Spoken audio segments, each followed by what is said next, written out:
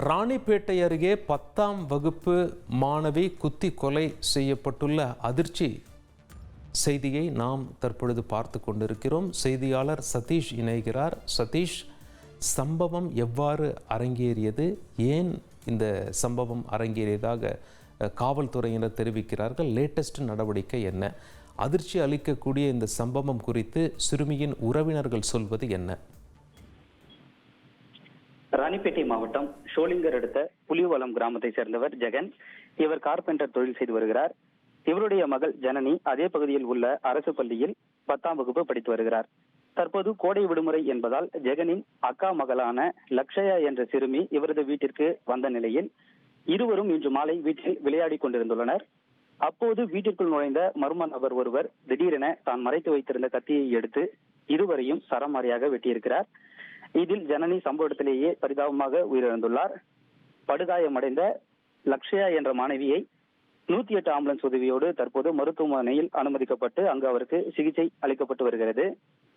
இந்த கத்தியால் வெட்டிய மர்ம நபரை அக்கம் பக்கத்தினர் பிடித்து போலீசாரிடம் ஒப்படைத்த நிலையில் அவரிடம் கொலை செய்தது ஏன் என்ற கோணத்தில் தற்போது போலீசார் தீவிர விசாரணை மேற்கொண்டு வருகின்றனர்.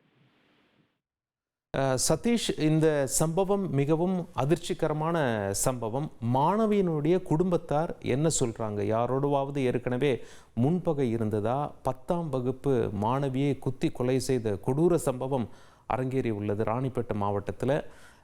அந்த கயவனை பிடித்து கொடுத்தவர்கள் என்ன சொல்கிறார்கள்? சிறுமிகளை பொறுத்தவரை அவர்களுடைய நடவடிக்கையில் எந்த விதமான மாற்றத்தையும் பெற்றோர்கள் கவனிக்கவில்லை என்றுதான் கூறுகிறார்கள்.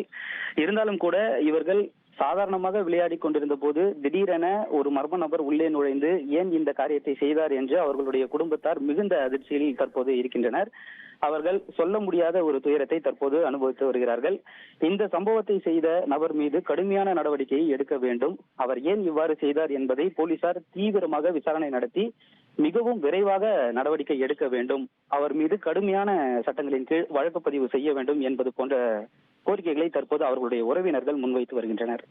கொலையில் ஈடுபட்ட அந்த நபரை கையும் களவுமாக பிடித்திருக்கிறார்கள். அந்த நபர் இந்த சிறுமியினுடைய உறவினரா அல்லது வெளி நபரா? அவர் குறித்த தகவல்கள் ஏதேனும் வெளியாகி இருக்கிறதா? சிறுமிகள் மிக சாதாரணமாக விளையாடி கொண்டிருந்த போது அங்கு ஒரு மர்ம நபர் உள்ளே வந்திருக்கிறார் என்றால் கண்டிப்பாக அவர் அந்த பகுதியை சேர்ந்தவரோ அல்லது இந்த சிறுமிக்கு அறிமுகமான ஒருவராகத்தான் இருக்க முடியும் என்று தற்போது போலீசாரின் தரப்பில் தெரிவிக்கப்பட்டுள்ளது. இருந்தாலும் கூட இவர் எவ்வாறு சிறுமிகளை சரியாக கவனித்து அந்த நேரத்தில் உள்ளே நுழைந்தார் என்பதை தற்போது முதற்கட்டமாக விசாரணை செய்து வருகின்றனர். இந்த கொலை செய்த நபர் அவருடைய வாக்குமூலத்தை அளிக்கும் பட்சத்தில் மட்டுமே நடந்த விவரங்கள் முழுமையாக நமக்கு தெரிய வரும். இந்த சம்பவம் நடந்த இடத்தை பொதுமக்களுக்கு விளக்குங்க. இது ராணிப்பேட்டை மாவட்டத்தில் இப்போ நம்ம அந்த விஷுவல்ஸில் பார்க்குறோம். அந்த தனிமையில் அந்த வீடு இருக்கிறது. சரியாக ராணிப்பேட்டை மாவட்டத்தில் இது எங்கே இருக்கிறது? இந்த வீடு அமைந்துள்ள அந்த சூழல் குறித்தும் அந்த நேரத்தில் அங்கு இருந்த நபர்கள் குறித்தும் பொதுமக்களுக்கு விளக்குங்க. அதாவது சரியாக ஷோலிங்கர் அடுத்த புலிவலம் ஊராட்சியில் வாரசந்தை மைதானம் ஒன்று உள்ளது. இந்த வாரசந்தை மைதானத்திற்கு பின்புறமாகத்தான் இந்த வீடு என்பது அமைந்துள்ளது. பொதுவாக இந்த வீடு மிக தனியாக இருக்கின்ற காரணத்தினால் பாதுகாப்பு என்பது சற்று குறைவாகத்தான் இருப்பதாக பார்க்கும் போதே நமக்கு தெளிவாக தெரிகிறது. இருந்தாலும் கூட இந்த குடும்பத்தை சேர்ந்தவர்கள் அந்த வீட்டில் நீண்ட நாட்களாக வசித்து வருகின்றனர். அவர்களுக்கு எந்த விதமான அச்சமோ பயமோ அந்த பகுதியில் ஏற்படவில்லை.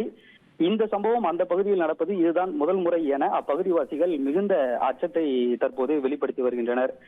இந்த சம்பவம் இந்த பகுதியில் வசிக்கக்கூடிய மற்ற மக்களுக்கு இருக்கக்கூடிய பாதுகாப்பை கேள்விக்குறியாக்கக்கூடிய வண்ணமாக இந்த சம்பவம் நடைபெற்று இருப்பதாகவும் இதனை போலீசார் லேசாக எடுத்துக்கொள்ளாமல் தீவிர நடவடிக்கை எடுத்து இனி வரும் காலங்களில் இந்த பகுதியில் இது போன்ற சம்பவம் எதுவும் நடக்காத வண்ணம் பார்த்துக் கொள்ள வேண்டும் என தற்போது அப்பகுதி மக்கள் கோரிக்கை விடுத்துள்ளனர். பிடிபட்ட நபருக்கு வயது என்ன இருக்கும்?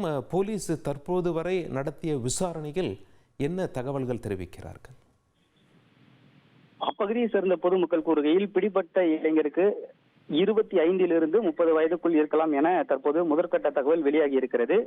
இந்த நபருக்கும் கொலை செய்யப்பட்ட மாணவிக்கும் ஏதாவது அறிமுகம் உள்ளதா அல்லது நட்பு போன்ற ஏதேனும் சம்பவங்கள் உள்ளதா என்பதை தற்போது போலீசார் தீவிரமாக விசாரித்து வருகின்றனர்.